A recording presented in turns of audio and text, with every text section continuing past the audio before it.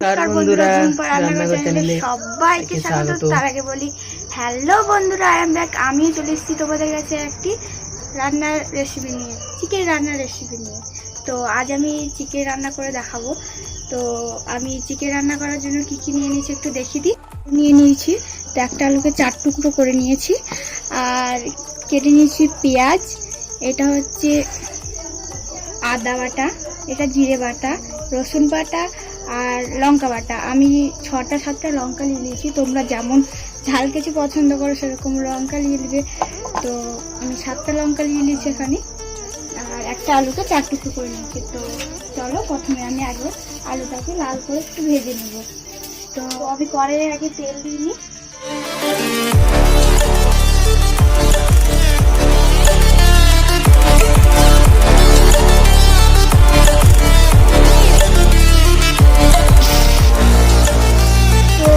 একটু হলুদ দিয়ে, সামান্য একটু হলুদ দিয়ে, আর একটু পরিমাণ মতো একটু নুন দিয়ে দিচ্ছি। দিয়ে আমি আলুটা একটু লালচে করে ভেজে নিয়ে তুলে নেবো। তো আমার আলুটা ভাজা হয়ে গেছে, এবার আমি আলুটাকে তুলে নেব। এবার আমি প্রথমে পেঁয়াজটা দিয়ে দেবো তেলের উপরে।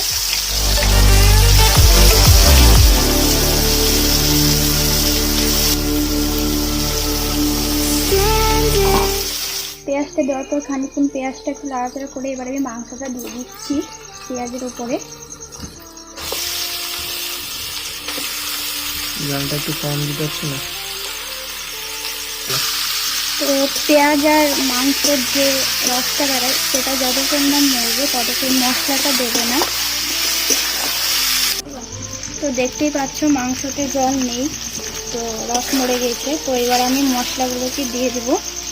তো মশলাগুলোকে আমি একসাথে দিয়ে দিই।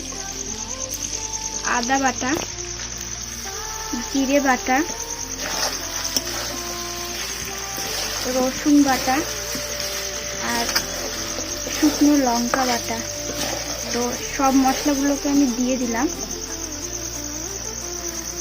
এবার ভালো করে মাংসটাকে কষিয়ে নিতে হবে। তো মাংসটাকে আমি অল্প অল্প জল দিয়ে কষিয়ে নেবো, যেহেতু মশলাটা পুড়ে যাবে না, লেগে যাবে না। আর অল্প অল্প জল দিয়ে মাংসটা যেহেতু রান্না করলে খেতেও বেশ ভালো লাগে, টেস্টি হয়। তো মাংসটা চাপা দিয়ে আমি রান্না করতে দিয়েছি। তো টমেটোটা এর সাথে দেওয়া যেতে পারে, তো টমেটোটা আমি দিয়ে দিলাম। একটা টমেটো আমি কুচি করে নিয়েছি, 8 কুচি করে নিয়েছি একটা টমেটো দিয়ে দিলাম। 1 চামচ হলুদ দিয়ে দিচ্ছি। তারপরে দিয়ে দেবো লবণ, স্বাদ মতো লবণ দিয়ে দেবো।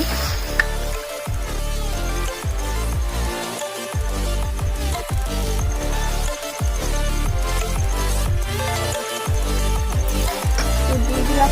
তো এবার আমি আলুটা দিয়ে দিচ্ছি। তো আলুটা দিয়ে দেওয়ার পর আমি একসাথে মাংসটাকে ভালো করে কষিয়ে নেব। তো অল্প অল্প জলটা আমি দেখতে পাচ্ছ। এবার আমি মশলাটা দিয়ে একটু জল দিয়ে দেবো, একটু সামান্য পরিমাণ দিয়ে নেব। এবার আমি 5 থেকে 6 মিনিট একটু জল দিয়ে দিচ্ছি ভালো করে।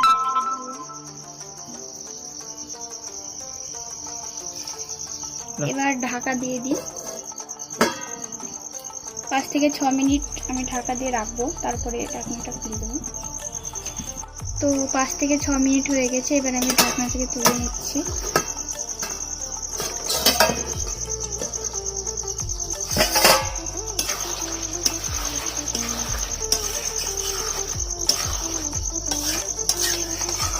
ভালো করে কষিয়ে নেব। তো আরো একবার আমি ঢাকনাটা দিয়ে দিচ্ছি কিছুক্ষণের জন্য। তো এবার আমি ঢাকনাটাকে তুলে নিচ্ছি।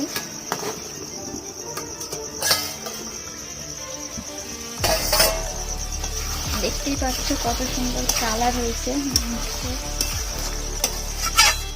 তো এভাবেই তোমরা বাড়িতে ট্রাই করে দেখবে, সুস্বাদু খেতে হয়।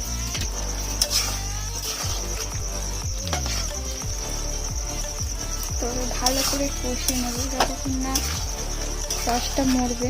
তো আমি মাংসের ঝোল করবো না, মাখা মাখা হবে। তো দেখতে থাকো আর ভিডিওটা শেষ পর্যন্ত। তো এবার আমি নামিয়ে নিই, মাংসটা হয়ে গেছে যেহেতু। আমি একটা পাত্রে নামিয়ে নিচ্ছি। তো দেখতে পাচ্ছ আমি ঝোল করিনি,